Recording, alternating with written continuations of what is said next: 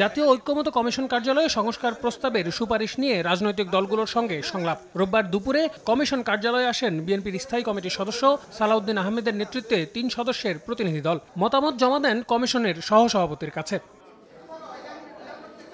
পরে গণমাধ্যমে সালাউদ্দিন আহমেদ বলেন, সংবিধানের সংশোধনীতে ৭১ এবং ২৪কে একই কাতারে রাখা সমীচীন নয়। সংবিধানের মূলনীতি পরিবর্তনে দলের আপত্তির কথাও জানান তিনি। ১৯৭১ সালের স্বাধীনতা যুদ্ধের সাথে একই কাতারে ২০২৪ সালের গণ অভ্যুত্থানকে নিয়ে এসছেন, যেটা আমরা মনে করি সমীচীন নয়। গণ অভ্যুত্থানের অংশটি আমরা সংবিধানের অন্য জায়গায় কিভাবে তফসিলে, চতুর্থ তফসিলে অ্যাকোমোডেট করা যায় সেটা পরে আলোচনা করা যায়। জাতীয় পরিচয়পত্র নির্বাচন কমিশন থেকে সরানোর চেষ্টাকে সাংবিধানিক প্রতিষ্ঠানটির স্বাধীনতার উপর হস্তক্ষেপ বলেও জানান তিনি। গণপরিষদ ভোটে সংবিধান প্রণয়নের চিন্তা নাকচ করে জানান, দ্রুত সংসদ নির্বাচন হওয়া উচিত। রাষ্ট্র নির্বাচিত প্রতিনিধিদের দ্বারা পরিচালিত হবে, এটা হচ্ছে আমাদের সংবিধানের মূল জিনিস, আমাদের সংবিধানের মূল চেতনা।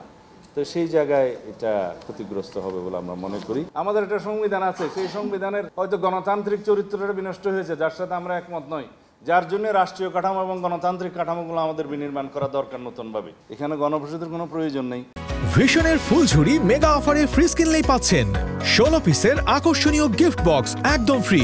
এরপর কমিশনে প্রস্তাবনা জমা দেয় জাতীয় নাগরিক কমিটির ৫ সদস্যের প্রতিনিধি দল। প্রাদেশিক শাসন ব্যবস্থা দেশের জন্য বিপজ্জনক হবে বলে জানান নেতারা। বিদ্যমান সংবিধান মুক্তিযুদ্ধের বিরুদ্ধে দাঁড়িয়ে আছে মন্তব্য করে গণপরিষদ নির্বাচনের মাধ্যমে তা বাতিলের প্রস্তাব তাদের।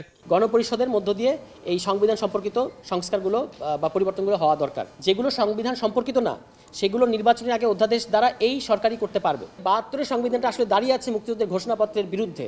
এই কারণে আমরা বলেছি যে আসলে আমাদের দেশের প্রথম সংবিধান হচ্ছে আমাদের যে স্বাধীনতার ঘোষণাপত্র, সেটাই প্রথম সংবিধান, এবং এই ৭২ সংবিধান আসলে তার বিরুদ্ধে একটা সাংবিধানিক কূপ। এরপরেই দলের প্রস্তাবনা জমা দেয় বাংলাদেশ কমিউনিস্ট পার্টি। নেতারা বলেন, কমিশনের দেয়া ১৬৬টি প্রস্তাবের বেশিরভাগই অস্পষ্ট। আলোচনা ছাড়া কোনো সংস্কার সম্ভব নয়। এই ১৬৬টি প্রশ্ন প্রকারান্তরে অনেক কিছু অস্পষ্ট। যখন ওনারা সংলাপ করবেন, আমাদের সুনির্দিষ্ট বক্তব্য, যেটাকে গ্রহণ করছি বলবো, যেটাকে গ্রহণ করতে পারলাম না সেটাকে বলবো, বিকল্প প্রস্তাবও আমরা দেব। এর আগে সকালে ঐক্যমত্য কমিশনের সঙ্গে সংলাপে প্রস্তাবনা জমা দেয় রাষ্ট্র সংস্কার আন্দোলন। আল আমিন তুষার, সময় সংবাদ, ঢাকা।